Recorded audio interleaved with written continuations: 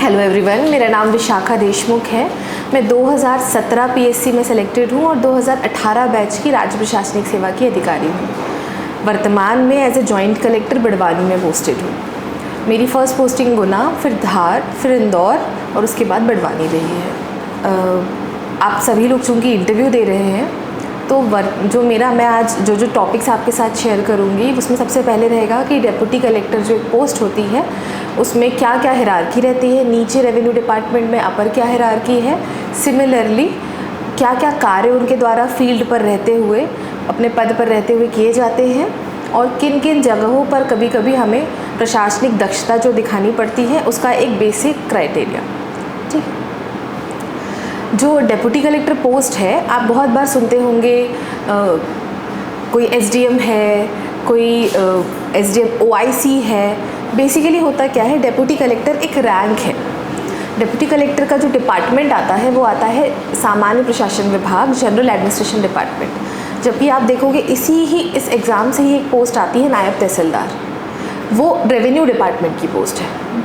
ठीक है, तो इसकी जो हिरार्की होती है वो होती है पटवारी, सबसे नीचे पटवारी, उसके भी नीचे होते हैं कोटवार जो ज़िले में रहते हैं, कोटवार, पटवारी, पटवारी के ऊपर होते हैं रेवेन्यू इंस्पेक्टर, रेवेन्यू इंस्पेक्टर के ऊपर होते हैं नायब तहसीलदार, नायब तहसीलदार के ऊपर होते हैं तहसीलदार, तहसीलदार के ऊपर होते हैं एसडीएम, एसडीएम जो होते हैं वो डेप्यूटी कलेक्टर भी एसडीएम ही होते हैं और जॉइंट कलेक्टर भी एसडीएम ही होते हैं।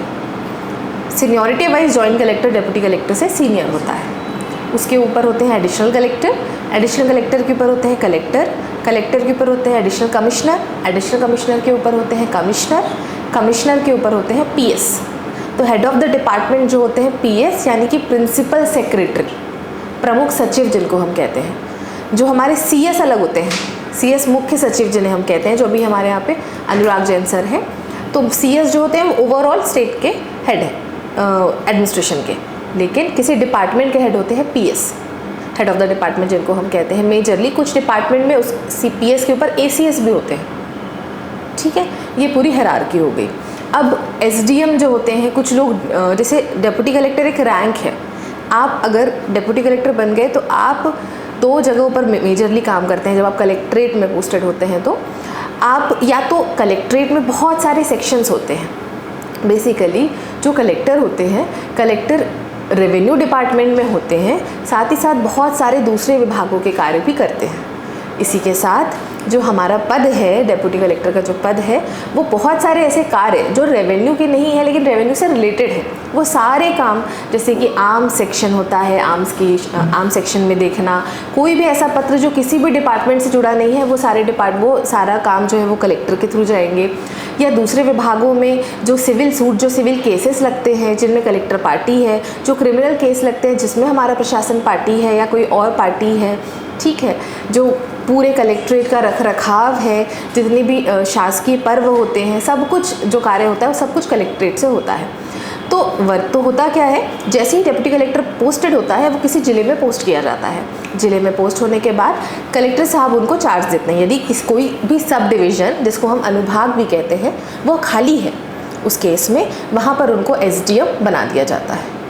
अगर खाली नहीं है तो कुछ, और वैसे भी कुछ को ज़िले में भी ये सब कार्य करने के लिए रखा जाता है, जिसको कहते हैं हम OIC, ऑफिसर इन चार्ज। जितने भी ये सेक्शंस में आपको कुछ ही सेक्शंस मैंने आपके साथ डिस्कस किए हैं, ऐसे बहुत सारे सेक्शंस होते हैं। रेवेन्यू के सेक्शंस होते हैं, जो वसूली होती है उसके सेक्शंस होते हैं। ठीक है, तो और भू अभिलेख एक बहुत बड़ा सेक्शन होता है। ये सारे सेक्शंस को डील करने के लिए अलग अलग OIC होते हैं। एक OIC बहुत सारे सेक्शंस को डील कर सकता है।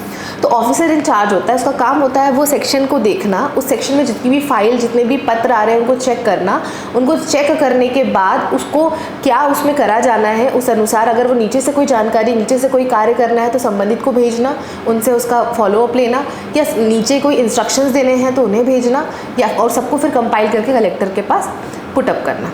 क्लियर है, वो ऑफिसर इन चार्ज है। कलेक्टर ने उनको इसे शाखाओं का OIC नियुक्त किया, जिनको हम कहते हैं प्रभारी अधिकारी नियुक्त किया, या फिर उनको वो किसी अनुभाग में SDM बना देंगे। अब प्रश्न आता है कि SDO होता है एक और एक SDM होता है। Basically SDM is sub divisional magistrate and SDO जो है, बहुत सारे SDO होते हैं। SDO हम जो कहते हैं SDO sub divisional officer revenue, SDOP sub divisional officer police, SDO PWD, SDO PHE, SDO WRD, ऐसे अलग अलग डिपार्टमेंट के होते हैं। हमारे हम जो होते हैं वो एसडीओ आर होते हैं, अनुविभागीय अधिकारी राजस्व। ठीक है, जैसे ही किसी को एसडीओ आर का चार्ज दिया जाता है वो एसडीएम भी उसी के साथ बन जाता है, उसको मैजिस्ट्रियल शक्ति भी दे दी जाती है। क्लियर है मेरी बात? ठीक है, कुछ जगहों पर ऐसा होता है जैसे वहाँ पर मैजिस्ट्रियल पावर्स किसी और को दे दी जाती है, जैसे कि धार है, पहले धार में अब नहीं रहा, सिटी मैजिस्ट्रेट था। ये देखिएगा जो डेप्यूटी कलेक्टर से है ये जीएडी डिपार्टमेंट में आते हैं, जबकि नायब तहसीलदार रेवेन्यू डिपार्टमेंट में आते हैं। नायब तहसीलदार का डिपार्टमेंट रेवेन्यू है, deputy collector, joint collector, additional collector क्यों या कलेक्टर सभी का डिपार्टमेंट। आईएएस और डेप्यूटी कलेक्टर का जो डिपार्टमेंट होता है वो बेसिकली जीएडी होता है। हम आ रहे थे एसडीओ आर पे। तो बेसिकली जब कलेक्टर किसी को पोस्ट करते हैं एसडीओ आर के रूप में, जो कि एसडीएम होते हैं, अगर कहीं पर ज़्यादा मैजिस्ट्रियल पावर है, जैसे धार में था पहले, मैं वहाँ सिटी मैजिस्ट्रेट रही हूँ, तो बेसिकली मैजिस्ट्रियल शक्तियाँ अगर बहुत ज़्यादा काम है तो मैजिस्ट्रियल शक्तियाँ किसी एक डेप्यूटी कलेक्टर को वो दे देते हैं, तो वो वहाँ पर मैजिस्ट्रियल पावर्स का यूज़ करते हैं। क्लियर है मेरी बात? जब मैजिस्ट्रियल पावर्स का यूज़ करते हैं तो वो एसडीएम कहलाते हैं। जब रेवेन्यू डिपार्टमेंट में जहाँ उनको जो पावर है, जहाँ लिखा हुआ है बेसिकली जो एक्ट होते हैं हमारे, उन एक्ट में लिखा रहता है अनुविभागीय अधिकारी राजस्व, तो एसडीओ आर की क्षमता में वो कार्य करेंगे। और जहाँ मैजिस्ट्रियल काम करना है वहाँ पर एसडीएम काम करेंगे। ठीक है, अब एसडीओ आर में क्या बहुत सारे सेक्शंस हैं, जैसे MPLRC है, मध्य Pradesh land revenue code, Madhya Pradesh भू राजस्व संहिता। तो मध्य प्रदेश भू राजस्व संहिता में हम एसडीओ आर के रूप में काम कर रहे हैं।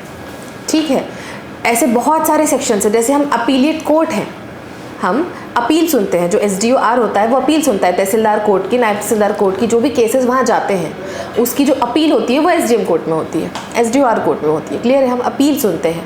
फिर ऐसे बहुत सारे एक्ट्स हैं, जैसे माता पिता भरण पोषण अधिनियम है। ठीक है, बहुत सारी कॉलोनीज़ हैं जिनकी अनुमतियां हैं, लैंड एक्विजिशन है जिसको हम कहते हैं भूमि अधिग्रहण, इन सभी में एसडीओ आर को शक्ति है। सारे एक्ट्स हैं, इन एक्ट्स में लिखा हुआ है कि अनुविभागीय अधिकारी राजस्व, SDO sub divisional officer revenue can do this, तो एसडीओ आर उस अनुसार काम करता है। उनकी शक्तियाँ उस एक्ट से ही आती है। हमारी शक्ति मेजरली किससे आती है? MPLRC, Madhya Pradesh land revenue code, land related जो हमारे इशूज़ है उस पर डील करता है। क्लियर है मेरी बात? और भी इसमें है, और जो है एक्ट्स है, मेजर हमारा एक्ट जो है वो MPLRC है। बहुत सारे ऐसे एक्ट है जिसमें हम काम करते हैं, पर इतना डीप आपको जाने की ज़रूरत नहीं है। आपको इतना पता है एसडीओ आर जो है वो मेजरली क्या है, रेवेन्यू का काम देखते हैं, और बहुत सारे एक्ट्स में जहाँ जहाँ लिखा होगा वो काम करेंगे। अब एसडीएम के रूप में आप कैसे काम करेंगे? तो आपकी शक्ति आती है BNSS से। ठीक है, जिसको हम CRPC कहते थे पहले, अब हम BNSS कहते हैं उसको। आप इसको तीनों को याद कर लीजिए, CRPC, IPC और जो अपना एविडेंस एक्ट है, इन तीनों को क्या कहते हैं नया, इसको लिख लीजिए। ये आपको इंटरव्यू में पूछे जा सकते हैं। ये किस तारीख से लागू हुई हैं, ये दोनों ही क्वेश्चंस आपसे पूछे जा सकते हैं बेसिक। ठीक है, वो भले ही नहीं एक्सपेक्ट करे आपसे पूछेंगे कि आपको पूरा उसके बीच में डिफरेंस पता हो, लेकिन ये पता होना चाहिए कि पहले ये थे, अब नया उनको क्या कहते हैं, किस तारीख से हमारे देश में लागू हुए हैं। क्लियर है मेरी बात आप सबको? ठीक है, तो पहले हमको CRPC से पावर मिलती थी, अब हमको BNSS से मिलती है, भारतीय नागरिक सुरक्षा संहिता। अब इसमें याद रखिएगा BNSS ही है जिसमें लिखा हुआ है मैजिस्ट्रेट के क्या पावर्स हैं और शक्ति हमको इसी से मिलती है।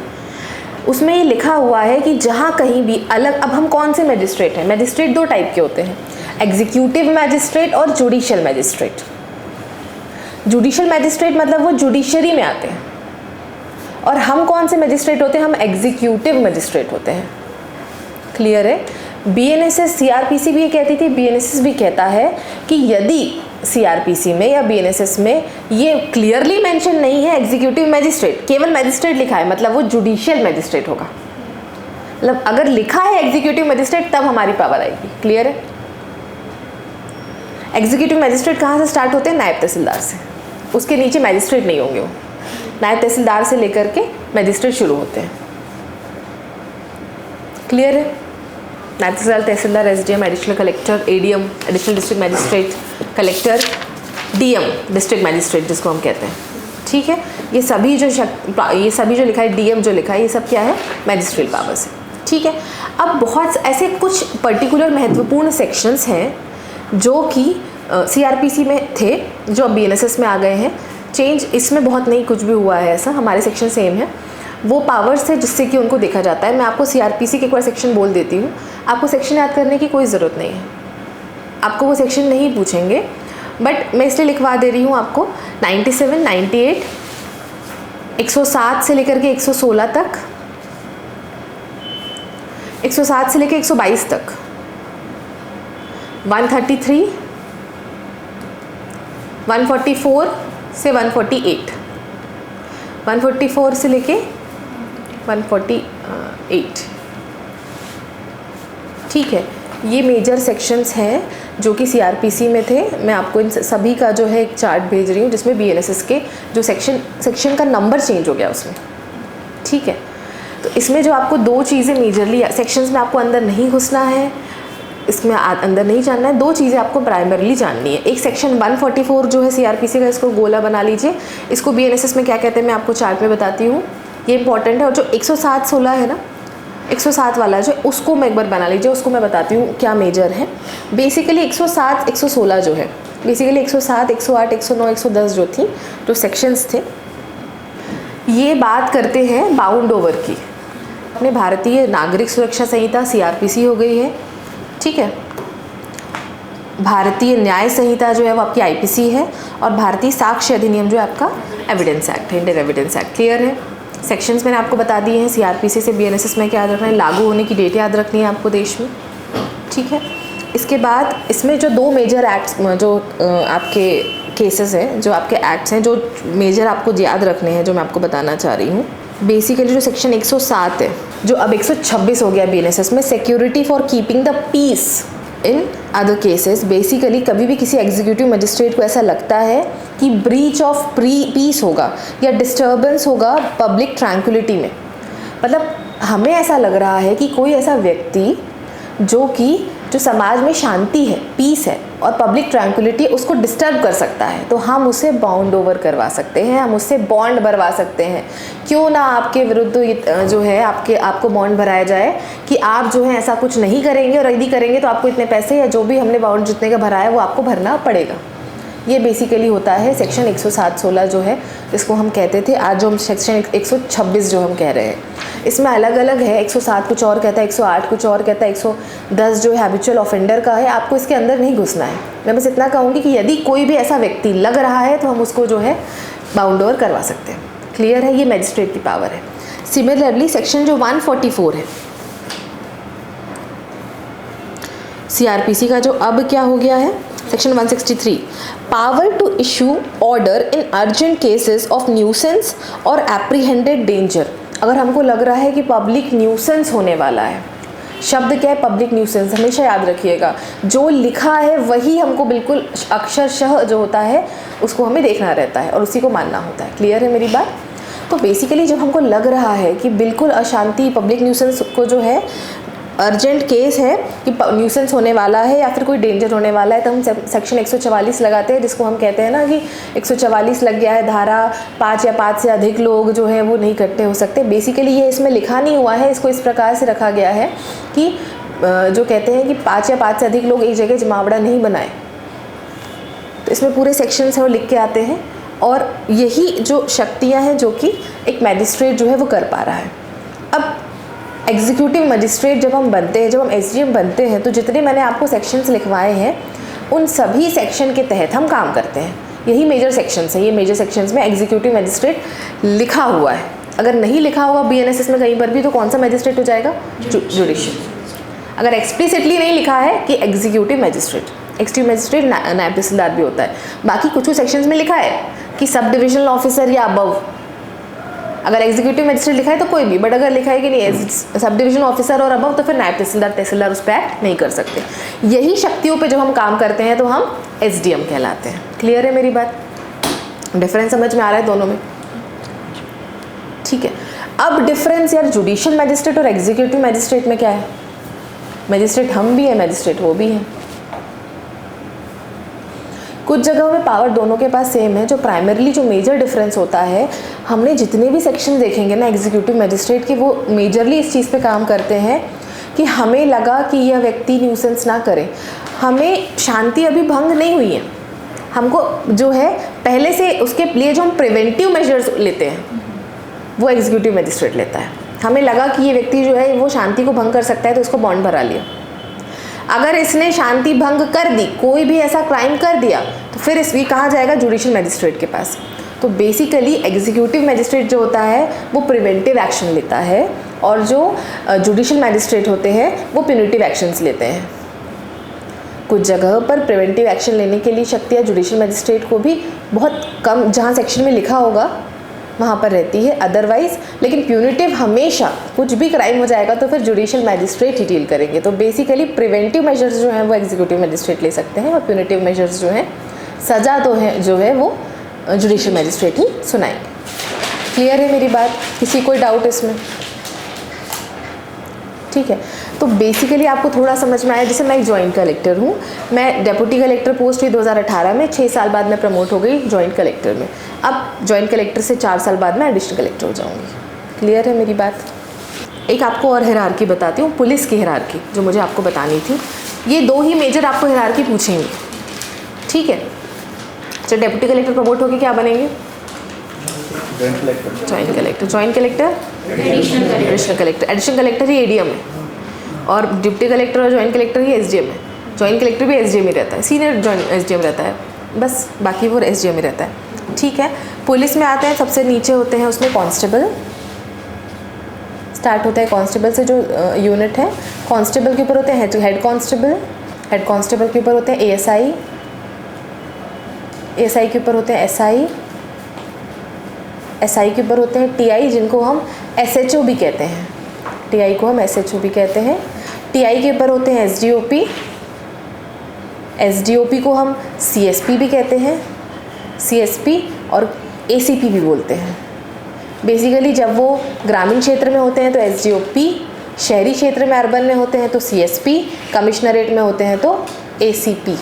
इनके ऊपर आएंगे हम एडिशनल एसपी, एडिशनल एसपी या फिर एडिशनल डीसीपी। एडिशनल डीसीपी मतलब कमिश्नरेट, ठीक है। इसके ऊपर होंगे एसपी या फिर कमिश्नरेट में डीसीपी। इनके ऊपर होंगे डीआईजी या फिर कमिश्नरेट में एडिशनल सीपी। अब ये कंफर्म नहीं है, एडिशनल सीपी, ठीक है। इसके ऊपर होते हैं आईजी या फिर कमिश्नरेट में सीपी। आईजी के ऊपर होते हैं एडीजी। एडीजी के ऊपर होते हैं डीजीपी। अब कुछ जगहों पर सीपी जो होते हैं वो आईजी भी रैंक के भी होते हैं, एडीजी रैंक के भी हो सकते हैं, ठीक है। वो तो जिस रैंक के पोस्ट किए गए हैं उस पर है, ऐसा नहीं है कि वो इसी रैंक के होंगे। सीपी, आईजी, हाँ, लेकिन आईजी रैंक, एडीजी रैंक वो डिपेंड करता है किस पोस्ट पे किन्होंने मतलब डिपार्टमेंट ने कैसे पोस्ट किया, वो उन पर डिपेंड करता है। ये इनकी हायरार्की है बेसिकली। क्लियर है मेरी बात सबको इसमें? अब कमिश्नरेट 2 जगहों पर लागू है अपने यहाँ पर। कहाँ लागू है? भोपाल और इंदौर।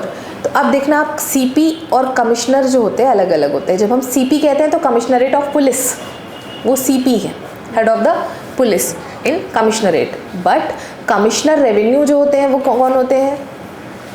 रेवेन्यू कमिश्नर कौन होते हैं?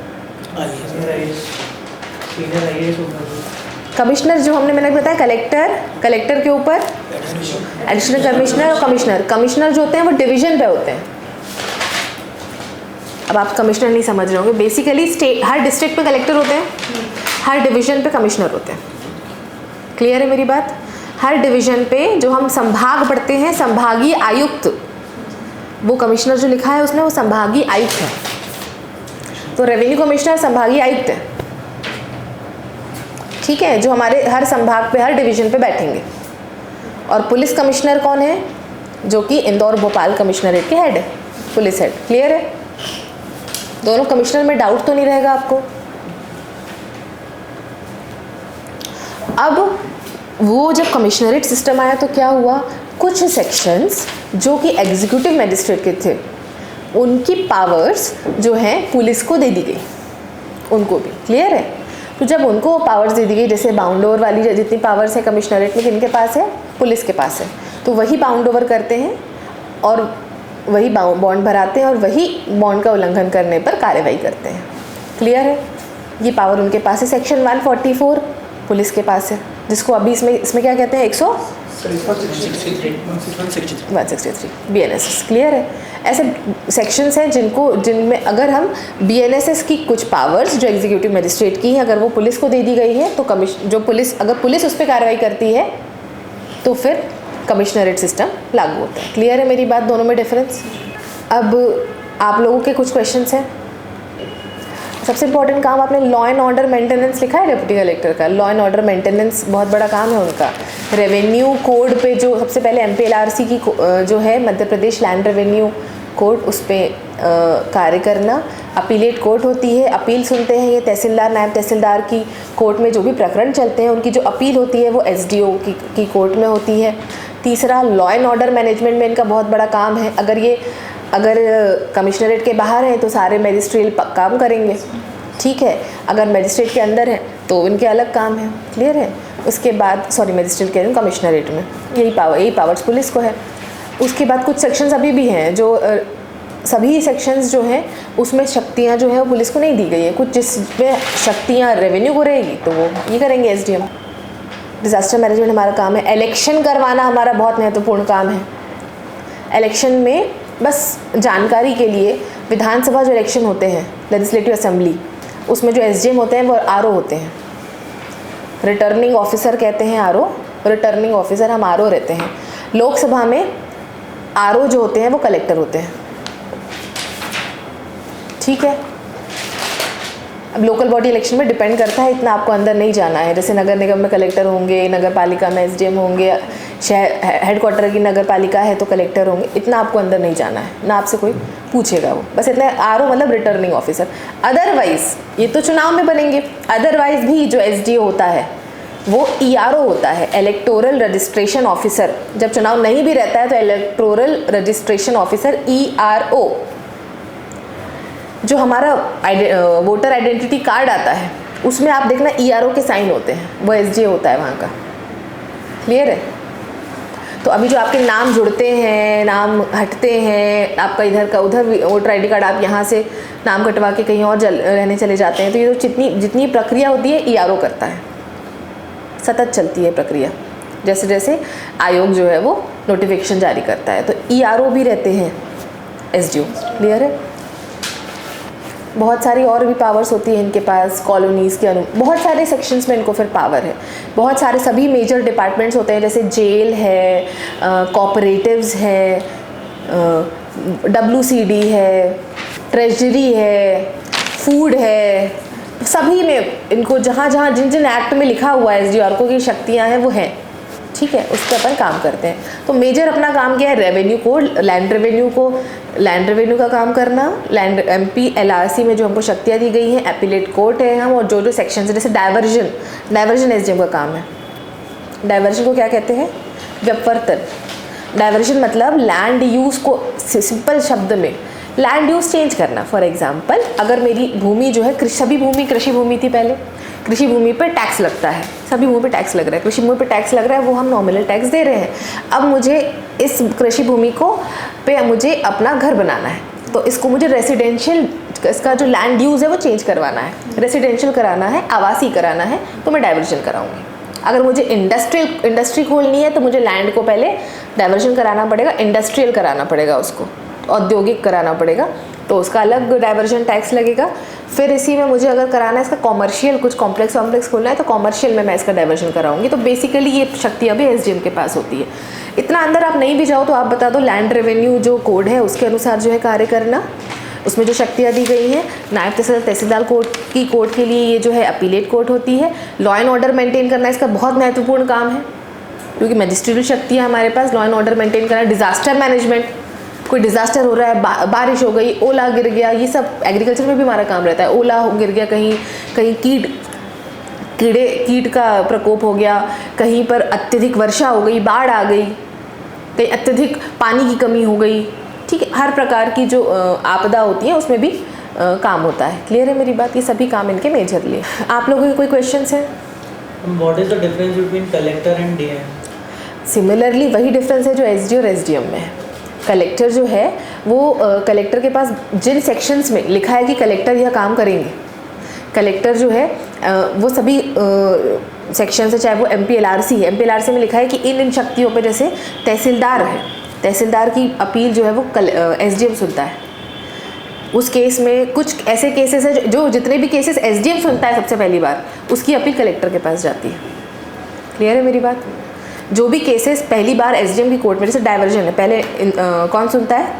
SDM। तो सेकेंड अपील फर्स्ट अपील उसकी कहाँ होगी? फर्स्ट अपील कहाँ होगी उसकी? कलेक्टर कोर्ट में। फिर जो भी ये सारे विभाग हैं, इन सभी विभागों में, जैसे इलेक्शन है, इलेक्शन में कलेक्टर क्या है? लोकसभा में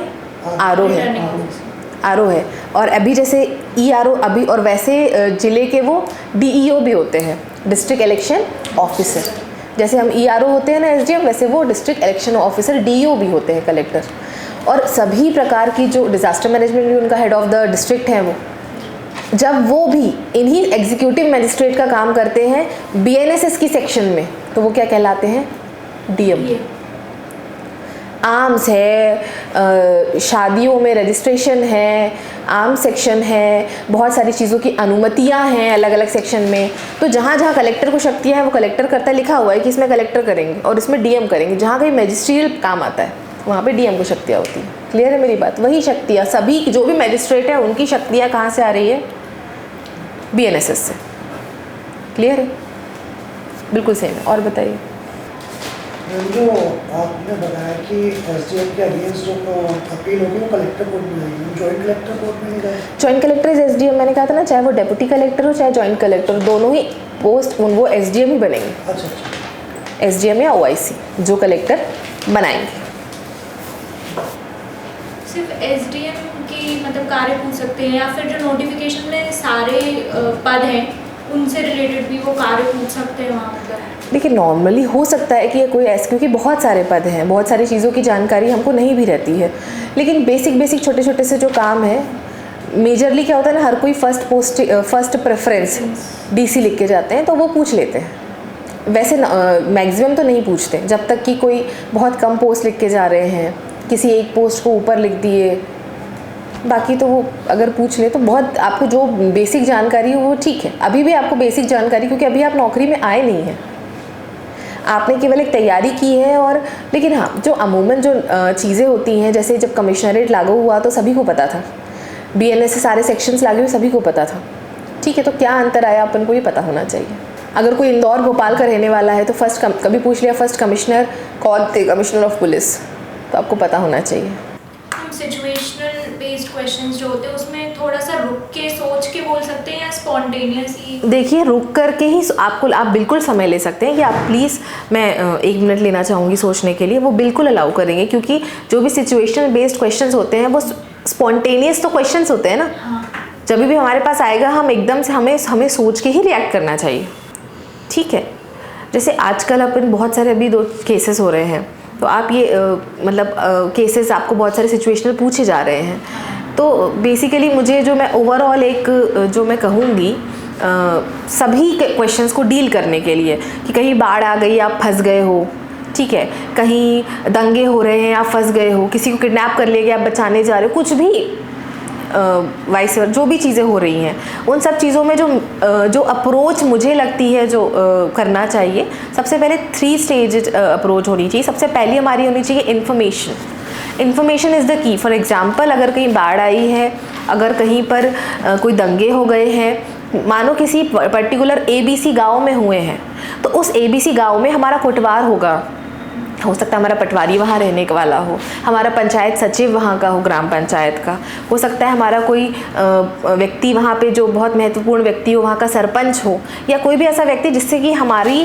पहचान हो, हम बात कर सकते, तो हमको उससे फ़ोन करके चर्चा करके इन्फॉर्मेशन लेना सबसे पहली इम्पॉर्टेंट बात है। एक बार जानकारी लेना कि क्या स्थिति है वहाँ पर, क्या थी, क्या है, और वर्तमान में वहाँ क्या चल रहा है। सबसे पहले हमें इन्फॉर्मेशन पूरी होनी चाहिए, ठीक है, और मल्टीपल सोर्सेज से होनी चाहिए, ताकि हम उसको एक बार वेरीफाई कर सकें। अगर वो मल्टीपल सोर्सेज क्यों, अगर हमेशा वैसे भी मल्टीपल सोर्सेज होना अच्छी बात है, जितना हम कर सकें, तो हमें उसकी हमको उस पूरी जो सिचुएशन है उसकी सही जानकारी लगभग हमें मिल जाएगी। सेकंड होती है हमारी प्रिपेयर्डनेस। प्रिपेयर्डनेस में हमको जो भी घटना हो रही है उसके संबंधित हमारे पास अगर कोई सेक्शन है, कोई एक्ट है, वो हमको तैयार रहना चाहिए, पता होना चाहिए। चलो आप बोलोगे कि हम वहाँ जा रहे हैं और क्या हम बुक खोल के आप काम होगा, दंगे हो रहे हैं तो आप किताब पलटोगे क्या? कोई आपसे पूछेगा, बोलेगा जो हमें पता है ठीक है, नहीं होगा तो साथ में तो रखेंगे सर, कभी हमें समय मिलता है तो हम खोल तो सके। और बोले नहीं एकदम लग गई आग, तो फिर हमें देखिए मेजरली जो इम्पोर्टेंट बात है प्रिपेयर्डनेस क्या होता है। प्रिपेयर्डनेस में ये भी आता है, प्रिपेयर्डनेस में हमारा हेलमेट, हमारा बलवा की सामग्री, ये भी तो हमारी प्रिपेयर्डनेस है।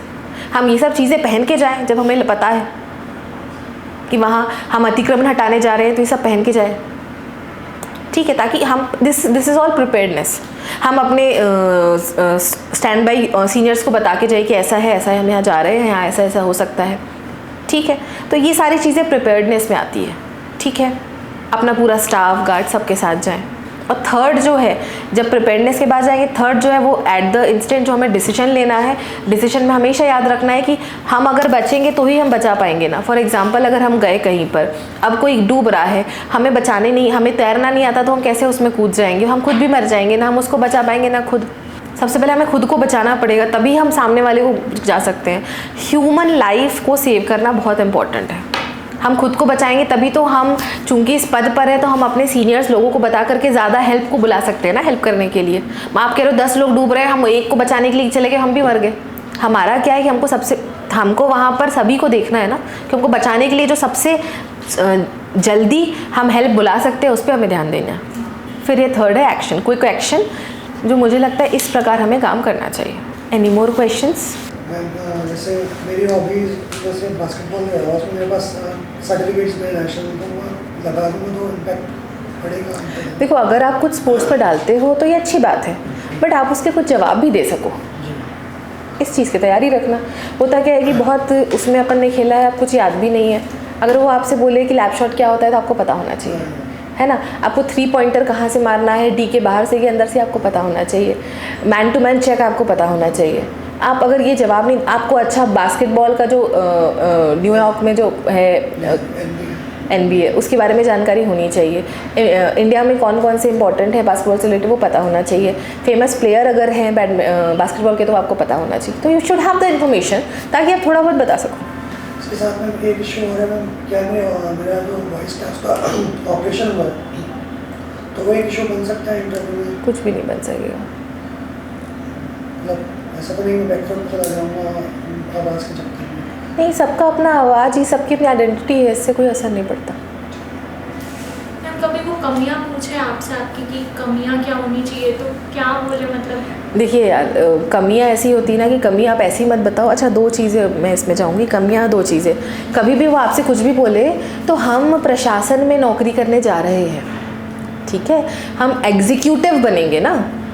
जो 3 रहती हैं, जुडिशरी, एग्जीक्यूटिव और लेजिस्लेटिव, हम एग्जीक्यूटिव में जाएंगे। हमारा काम लॉ बनाना नहीं है, उसे एग्जीक्यूट करना है। तो हमेशा याद रखना है कि हमें किसी भी गवर्नमेंट की पॉलिसीज़ को क्रिटिसाइज़ नहीं करना है, हमारा काम एग्जीक्यूशन है। ये पर्सनल अगर वो पूछते हैं कि आपके, मैं ये आ रही हूँ, मैं समझ गई, ये बात हमेशा याद रखना है, ठीक है। हमको उसकी प्रॉस में जाना है। अब हमसे कोई पूछे हमारी हमारी कमियां क्या है, तो कमियां भी देखिए बहुत स्मार्टली हमको डील करना चाहिए। जो कहते हैं, कुछ लोग कहते हैं कि मैं खाना कभी कभी खाने के बहुत शौकीन हूँ, कभी कभी ओवर ईटिंग कर लेता हूँ, है ना, तो मैं उसको थोड़ा सा वो कर रहा हूँ, या मैं मतलब थोड़ा स्मार्टली। ऐसी कोई कमी मत बताओ कि मैं सिंसियर ही नहीं हूँ अपने काम को लेकर के, कहती मुझे बहुत नींद आती, कभी भी सो जाता हूँ। अगर ऐसी आप बताओगे तो बोलेंगे कैसे ऑफिसर बनेंगे। तो बहुत स्मार्टली आप अपनी कमियाँ बताओ। या कोई ऐसी कमियाँ है कि सर मुझे जो भी आपको लगता है कि मुझे बच्चे बहुत, जो भी, मतलब ये तो कमियाँ नहीं है हालांकि, जो भी आपको लगे, बट स्मार्टली बताइए जो कमियाँ आपको लगे कि सर ऐसा बहुत कुछ बड़ा नहीं है। बोलेंगे आप में कमियाँ ही नहीं है तो ठीक है, ऐसी नहीं है जो बहुत बड़ी है। मतलब एक ये खाने का बता के लीव कर सकते हैं ना, अगर उन्हें बोला कि 3 बताओ तो आप ऐसा बोल सकते हो एक बता के कि सर इसके अलावा मुझे रिकॉर्ड या नहीं याद आ रही है। वो नेगेटिव तो नहीं ले लेंगे वो लोग।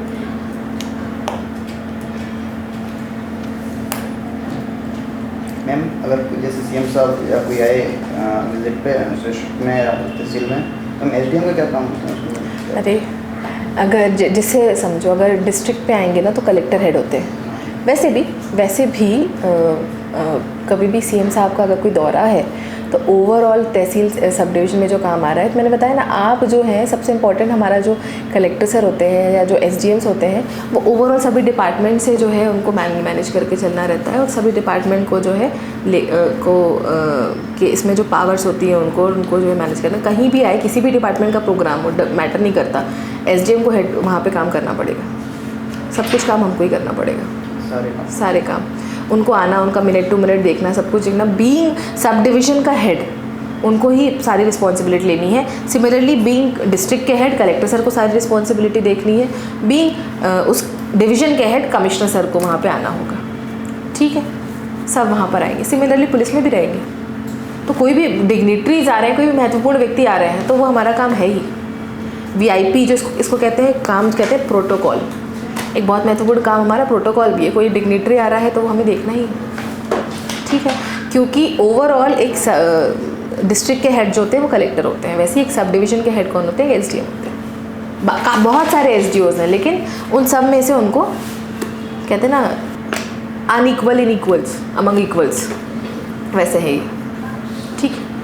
भैया थे, उनसे ये क्वेश्चन पूछा होगा, तो मतलब उन्होंने बोला था कि मेन काम क्या क्या होते हैं, मतलब जैसे आएंगे तो क्या क्या देखना होगा हमको, बेसिकली क्या क्या देखना होगा। देखो, अगर कोई भी अपने यहाँ पे डिग्निटरी आ रहा है तो वो किसी कार्य से आ रहा होगा, या तो किसी चीज़ का मानो उद्घाटन है, या भूमि पूजन है, या कुछ है, तो बेसिकली कोई कहाँ पर उतर रहे हैं, तो उतरने के बाद मानो लैंड कर रहे हैं, तो जिस रास्ते से आ रहे हैं वो रास्ते को चेक कर लेंगे, व्यवस्थित है, सही है, ठीक है, कोई दिक्कत तो नहीं है, ठीक है, वो पूरा देख लिया, रास्ते को चेक कर लिया, पायलटिंग और सब लगे हैं, पायलटिंग के लिए कोई पुलिस की गाड़ी लगी है, वो सब कुछ चेक कर लिया।